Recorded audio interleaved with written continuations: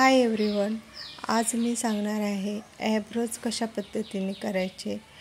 ॲब्रोज करताना ॲब्रोजचा शेप अगोदर नाही द्यायचा, तर फोरहेडवरचे केस असतील ते पूर्णपणे क्लीन करून घ्यायचे.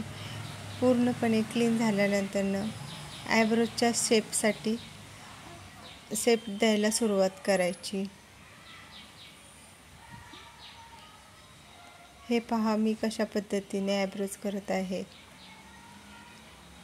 पूर्ण फोरहेड क्लीन करून घेतलेले आहे. ॲब्रोज पकडायला सांगायचे.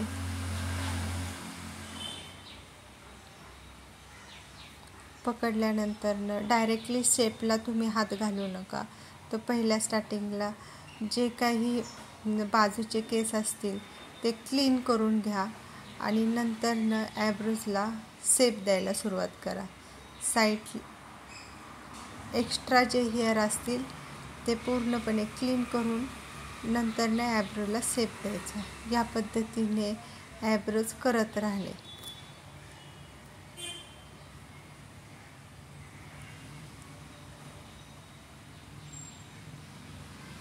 पहा, मी कशा पद्धतीने ॲब्रोज करत आहे.